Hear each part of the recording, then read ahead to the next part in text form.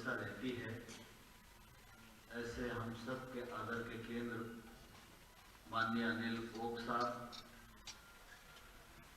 इस अवसर पर उपस्थित सभी समादरणीय भाइयों बहनों और पत्रकार मित्रों,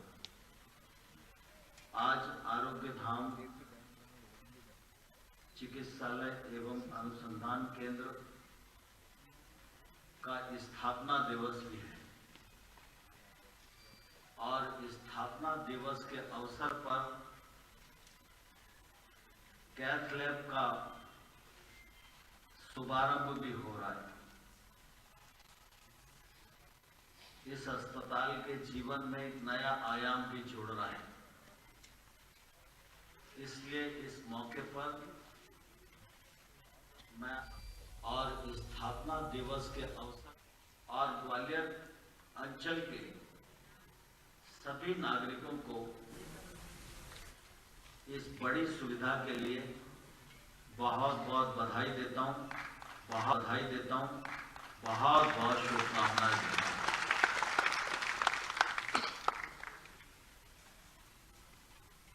आरोग्य धाम यह संस्थान खड़ा हो, यह अनिल जी के मन में कल्पना बहुत पूर्व से थी,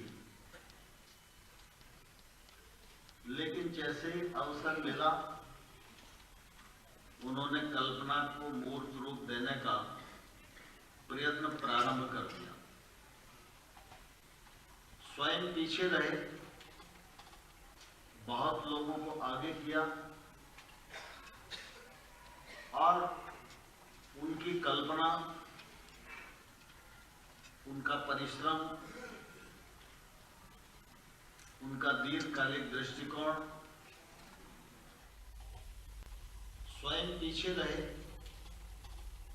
बहुत लोगों को आगे किया और उनकी कल्पना, उनका परिश्रम, उनका दीर्घकालिक दृष्टिकोण और उसका सबका योगदान, उसी का परिणाम है कि आज आरोग्य धाम चिकित्सालय हमारे इस अंचल का एक बड़ा केंद्र है जो जनमानस की सेवा करने में सफल हो रहा है। मेरा यह सौभाग्य है कि एक कार्यकर्ता के नाते मुझे भी इससे जुड़े रहने का अवसर मिला और यह जो अवसर जीवन में है, इस अवसर को मैं निश्चित रूप से अपना सौभाग्य मानता हूं। आज हम सबके बीच में सिंगल साहब उपस्थित हैं।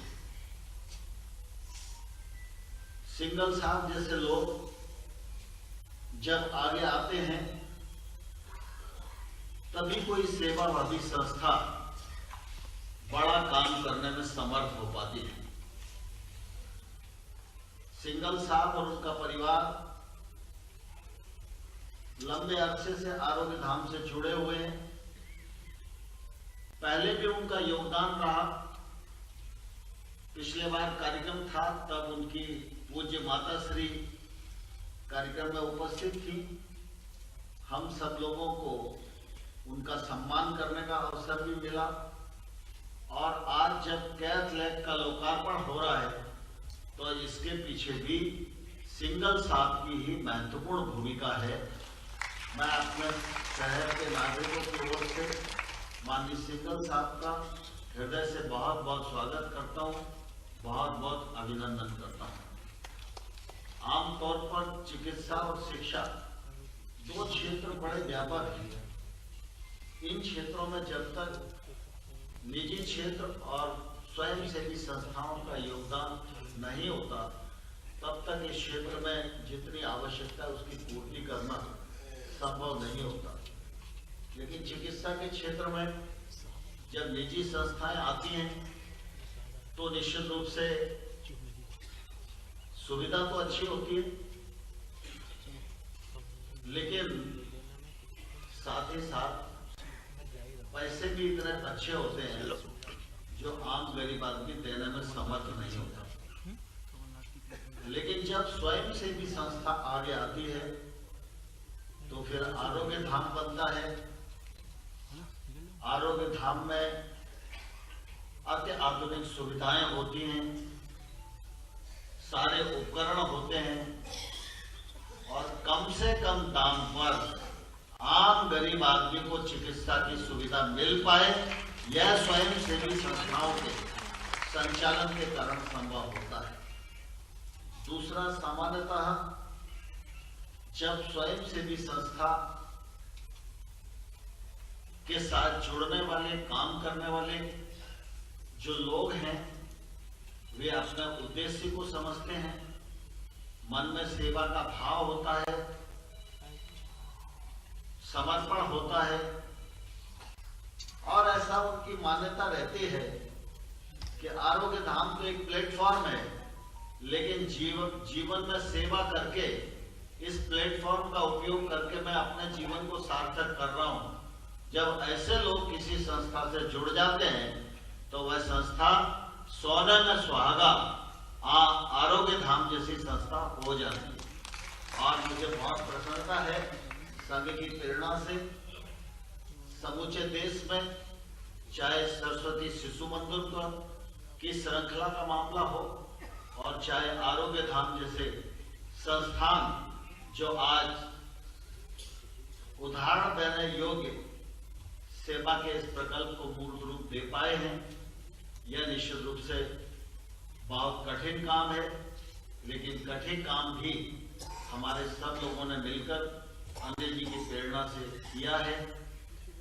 इसलिए इस अवसर पर मैं अनिल जी को भी हृदय से बहुत बधाई देता हूं और इस पूरी टीम से जुड़े जितने भी लोग इस प्रकल्प में सेवा के भाव से काम कर रहे हैं और उसके कारण आरोग्य धाम उत्तरोत्तर प्रगति की ओर अग्रसर हो रहा है, उन सब को भी मेरी बहुत बहुत बधाई, बहुत बहुत शुभकामनाएं। धन्यवाद।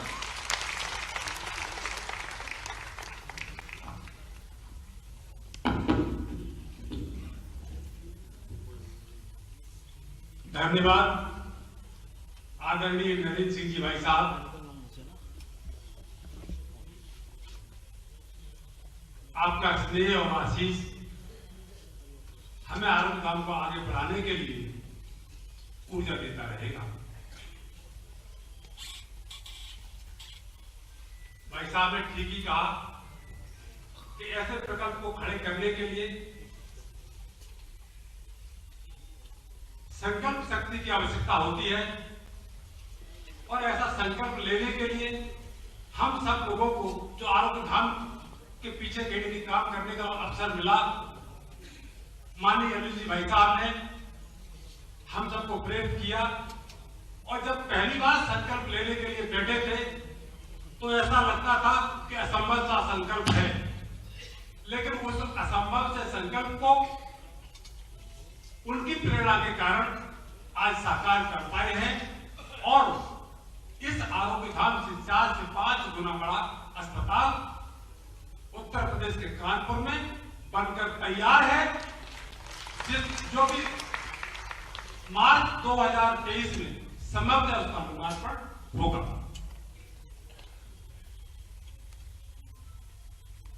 अब मैं आज के कार्यक्रम के मुख्य आकर्षण और मुख्य अतिथि को बड़े आदर के साथ आमंत्रित करता हूं। एक ऐसे अद्भुत व्यक्तित्व के धनी जो समाज जीवन में काम करते हुए न कभी थकते हैं, न कभी रुकते हैं, न कभी अन्याय के खिलाफ झुकते हैं,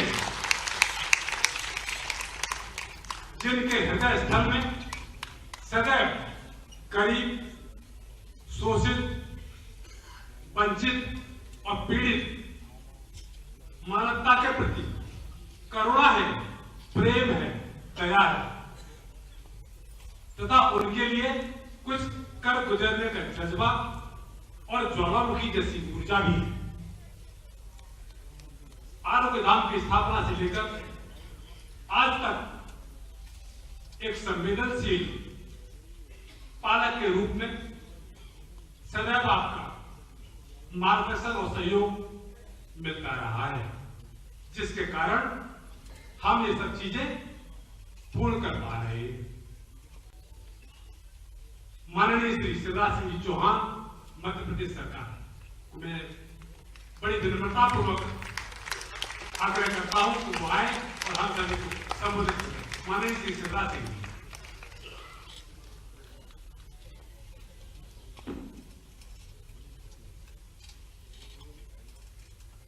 आज के कार्यक्रम के अध्यक्ष आदरणीय प्रदीप खांडेकर जी, सेवा भारती के काम को देख रहे हैं, बस विशिष्ट अतिथि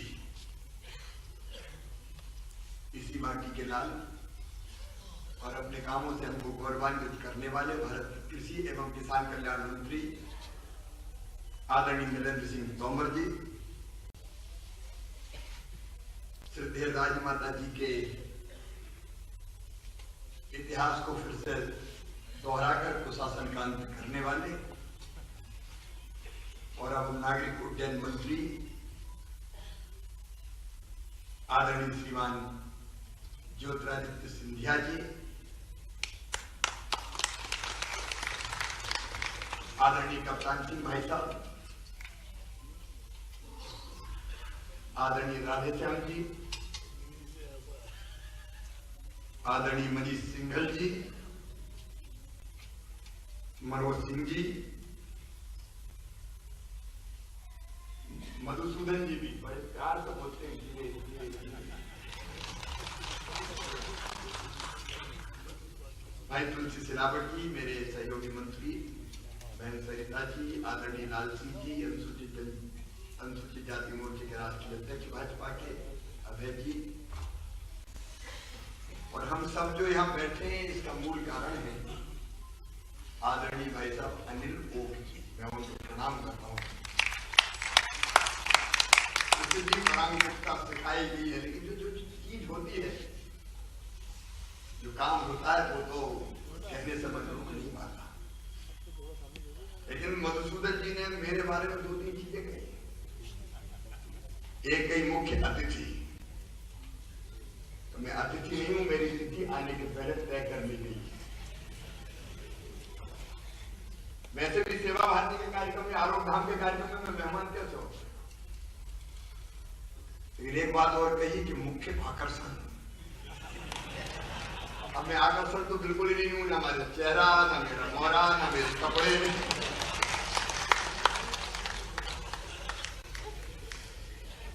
लेकिन उनका प्यार मोटा था। आज संत रविदास जी की जयंती है, सवेरे से हम कई कार्यक्रम कर रहे हैं और उनकी 2 पंक्तियां हमारे लिए प्रेरणा है। बड़े सरल शब्दों में राज कैसा होना चाहिए तो उन्होंने वर्णन किया उसका। ऐसा चाहूं राज में जहां सबको मिले ही अन्न और छोट बड़ सब सम रहे, रविदास रहे संत। अब ये दर्शन है, केवल 2 पंक्तियां नहीं, सबको अन्न मिले उस समय की परिस्थितियां थी और छोटे बड़े सब समान थे। उनकी कुछ पंक्तियां भक्त कैसा होना चाहिए इसका हमको एहसास दिलाती। प्रभु जी तुम चंदन हम पानी, आप जरा सोच के देखिएगा। प्रभु जी तुम चंदन हम पानी, जाकी अंग अंग बात समानी। जैसे चंदन और पानी एक हो जाता है, भक्त और भगवान एक हो जाता है। प्रभु जी तुम दीपक हम बाती, जाकी ज्योत जलत दिन राती। जैसे दीपक और बाती एक हो जाते हैं। प्रभु जी तुम घनवन हम मोरा, जैसे चितवत चंद्र चकोर। परंतु मुझी तुम स्वामी हम दासा, ऐसी भक्ति करे रे दासा। एक अद्भुत संत संदेश। और आज जो आरोग्य धाम का हमारा प्रकल्प स्वर्गीय तराणीकर स्मृति सेवा न्यास द्वारा संचालित सेवा भारती इसके पीछे है। ये इस दर्शन को अक्षरशः जमीन से उतारने का काम कर रहा है। केवल सरकार सब चीजें नहीं कर सकती। इसका मतलब ये नहीं कि सरकार को अपनी ड्यूटी से बचना चाहिए, काम करने में हम भी लगे हुए हैं। 1000 बिस्तर का अस्पताल बनकर तैयार है, सिंधिया जी बता रहे, तो और भी कई। अब मैं अभी देख रहा था कि इनकी गति वो एयरपोर्ट जितनी या टर्मिनल जितनी तेजी से तैयार हो रहा है, रिकॉर्ड टाइम में पूरा हो जाए। एयरपोर्ट हो, बस स्टैंड हो, अस्पताल हो, रेलवे स्टेशन हो, लेकिन कई चीजें समाज ही कर सकती। आरोग्य धाम जैसा प्रकल्प सरकार खड़ी नहीं कर सकती।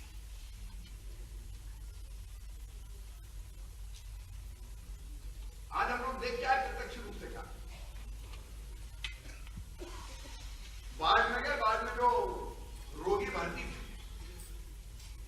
अलग अलग जगह से और आरोग्य धाम में आके भर्ती हो रहे हैं और आनंद से कह रहे हैं कि यहां से वहां से बहुत सस्ता इलाज हमारा और बहुत व्यवस्थित यहां होता है।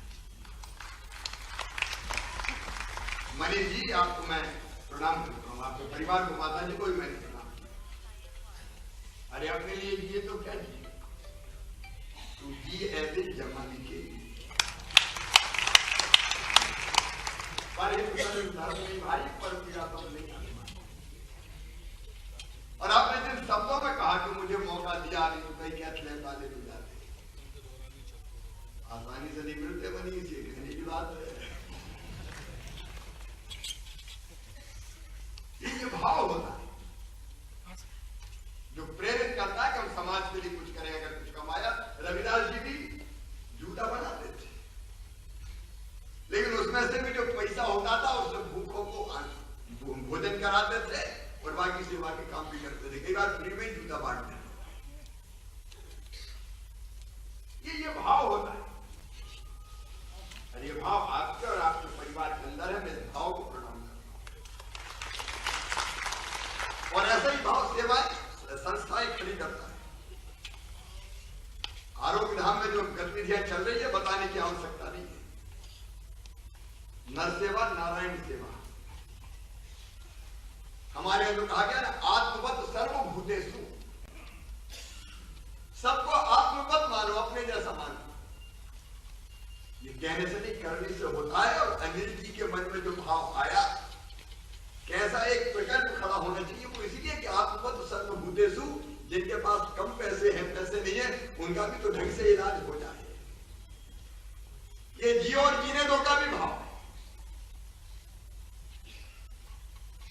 और ये सर्वे भवन्तु सुखिनः, सर्वे सन्तु निरामया, सर्वे भद्राणि पश्यन्तु मा कश्चित् दुर्भाग भवेत् को नीचे उतारने का भाव।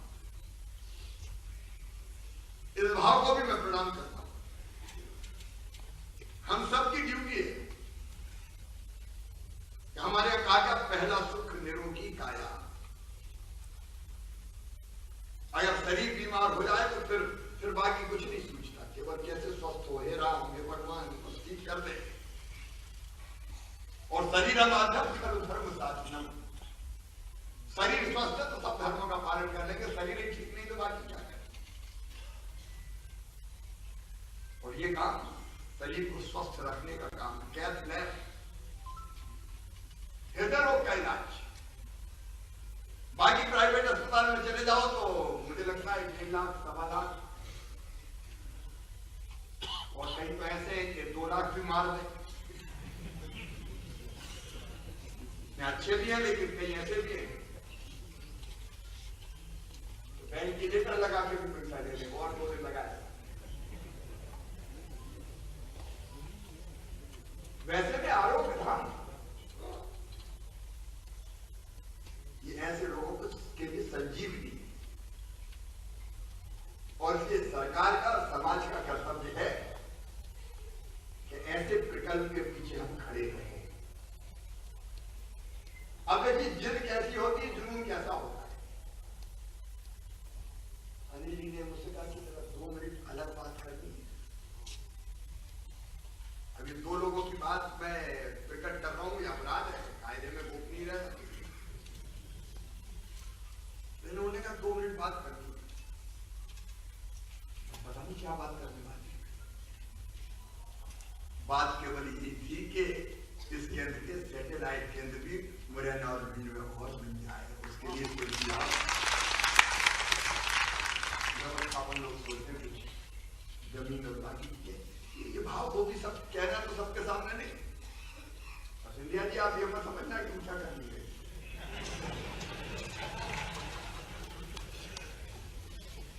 भाव होता नहीं। मैं सच में मुझे लगा तो ये सामने नहीं, अद्भुत है ये भाव, और ऐसी भाव ऐसी संस्थाओं को खड़ा करता है। एक भाव मेरे मन में भी आ जाता है, हम ऐसी व्यवस्था करेंगे, ऐसे नियम बनाएंगे आरोग्य धाम के लिए, आरोग्य धाम जैसी संस्थाओं के लिए। तो मनीष जी जैसे लोग अगर 2 करोड़ देंगे तो हम 2 करोड़ रुपया सरकार की तरफ से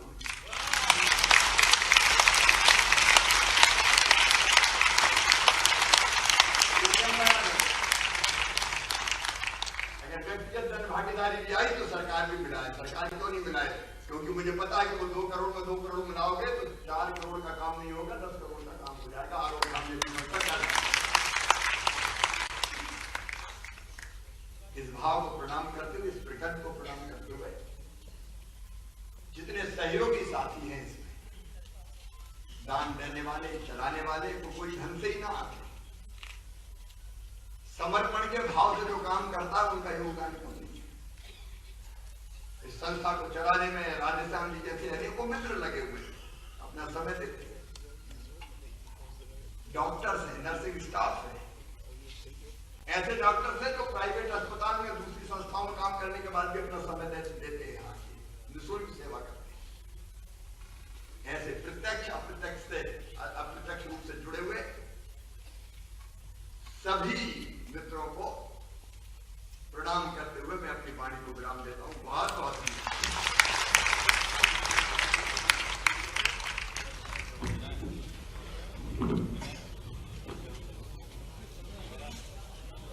धन्यवाद माननीय श्री शिवराज सिंह जी, आपका सहयोग और स्नेह ही हमारा संबंध है। इस सभागार में उपस्थित हमारा बंधुओं से आग्रह है कि 5 मिनट से अधिक का समय नहीं है, आप लोग कृपया यथास्थान बैठे रहें। 5 से 10 मिनट में कार्यक्रम समाप्त होगा। अब मैं इस कार्यक्रम की अध्यक्षता कर रहे श्री प्रदीप जी खानेकर को सादर आमंत्रित करता हूं।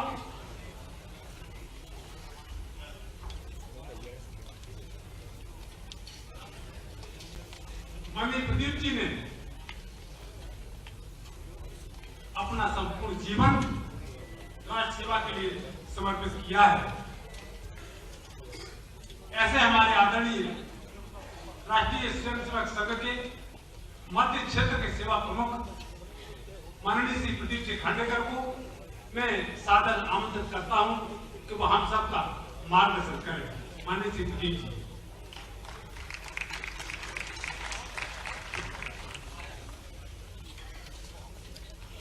आज माननीय तरानेकर जी के स्मृति में स्थापित तरानेकर स्मृति सेवान्यास द्वारा संचालित आरोग्य धाम के स्थापना दिवस पर मंचासीन हमारे प्रदेश के संवेदनशील मुख्यमंत्री श्री शिवराज सिंह जी चौहान, केंद्रीय मंत्री स्मृति ईरानी जी, पूर्व राज्यपाल हमारे आदरणीय कप्तान सिंह जी, और जिन्होंने इस कैंप लैब के लिए एक भामाशाह का फर्ज अदा किया, ऐसे मनीष जी, और इस तरानेकर प्रतिन्यास और इस आरोग्य धाम के संचालन समिति दोनों के अध्यक्ष, सभागार में उपस्थित मातृशक्ति एवं हमारे सभी बंधुओं, मैंने अभी शिवराज जी के लिए संवेदनशील शब्द उपयोग किया और वो आपने अभी प्रत्यक्ष प्रकट देखा कि 2 मिनट की बातचीत में जॉनी जी ने उनसे की, उन्होंने संवेदना के साथ ये घोषणा की कि जहां जहां भी ऐसा होगा सरकार उतनी राशि प्रदान करेगी। इसलिए मैंने कहा कि वो एक संवेदनशील व्यक्ति है, उनकी यह संवेदना बहुत दूर तत्काल प्रकट हुई है कुछ समय के अंदर। आरोग्य धाम का जो सपना अनिल जी ने देखा, वो केवल सपना नहीं देखा, उस सपने को पूर्ण करने के लिए, आगे बढ़ाने के लिए उन्होंने जो प्रयास किए, जो काम किया, और आज 12 वर्ष के बाद, जैसे पहले किसी वक्ता ने कहा कि उन्होंने बीजारोपण किया था, आज वट वृक्ष के रूप में दिख रहा है। तो मैं ऐसा समझता हूँ कि उन्होंने इस सपने को कैसे पाला, कैसा बड़ा किया। तो एक माँ जो है एक बच्चे को जन्म देती है और उसको आगे बढ़ाती है, ऐसे उन्होंने मातृवत अपने इस आरोग्य धाम को अपना संतान समझ के इसके आगे बढ़ने में, इसको आगे बढ़ाने में उन्होंने पूरा प्रयास किया और अभी भी वो उसमें निरंतर लगे हुए हैं। समाज के अंदर 2 चीजें जो है बहुत महत्वपूर्ण है, एक शिक्षा और स्वास्थ्य। ये दोनों ही चीजें जो है उचित मूल्य पर मिलना चाहिए। यदि हम प्राचीन काल में देखेंगे तो ये दोनों ही चीजें निःशुल्क थी, इसके लिए व्यक्ति को कोई धन खर्च नहीं करना पड़ता था। पर आरोग्य धाम ने अपने ध्येय वाक्य के साथ कि उच्च गुणवत्ता और उचित मूल्य पर यह जो काम प्रारंभ किया है, समाज के सामान्य व्यक्ति के लिए एक अच्छी उच्च तकनीक की युक्त जो स्वास्थ्य सेवा देने का वो अभिनंदनीय है। और इस आरोग्य धाम में काम करने वाले सारे ही, जो चाहे वो चिकित्सक हो, चाहे वो टेक्नीशियंस हो, चाहे वो सामान्य अन्य कार्यकर्ता भी हो, जो अत्यंत सेवा भाव से इस काम में लगे हुए हैं, वो सब भी, उन सबका भी बड़ा अभिनंदन है। और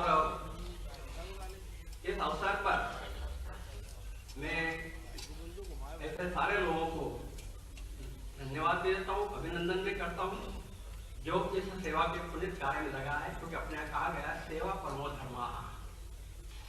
मनीष जी के बारे में एक और बात कहना चाहूंगा। जैसा कहा जाता है कि मेरा गांव मेरा तीर्थ, कि अपना गांव जो है वो तीर्थ के रूप में बने और उसकी उन्नति हो। चाहे हम अपना गांव, अपना शहर छोड़कर कहीं पर भी रहते होंगे, तो उसमें मनीष जी कई वर्षों से इस आरोग्य धाम के माध्यम से सक्रिय है। और ये वास्तव में अनेक लोगों के लिए प्रेरणा का स्रोत हो सकता है कि जो ग्वालियर के बाहर के और भी जो लोग हैं, वह भी अपने ग्वालियर के विकास के अंदर इनसे प्रेरणा लेकर ग्वालियर के अलग अलग क्षेत्रों में जहाँ जहाँ वो सहयोग कर सकते हैं, वो यदि करते हैं तो ये बहुत अच्छा होगा। इसलिए मनीष जी को फिर से एक बार धन्यवाद और साधुवाद।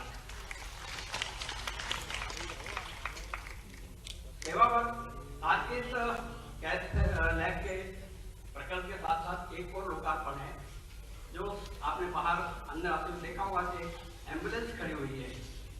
वो जो एम्बुलेंस है वो सेवा भारती के सहयोग और सहयोग से दलित चिकित्सालय के रूप में चलेगी। जो ग्वालियर की सेवा बस्तियां हैं, उन सेवा बस्तियों में जो सामान्य लोग रहते हैं, पिछड़े लोग रहते हैं, जिनका धन का अभाव है, उनके घरों तक वो सेवा पहुंचाने का प्रयास करेगी और उसके लिए वो काम करेगी।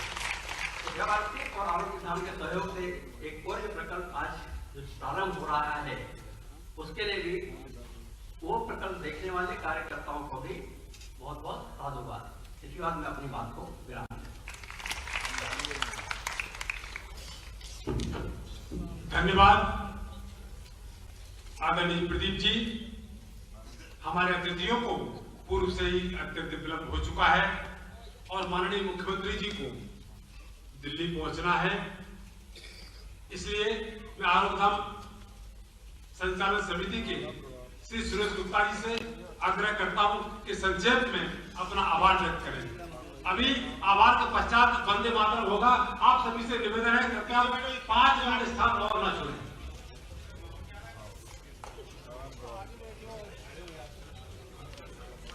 आरोग्यधाम संचालक समिति आरोग्यधाम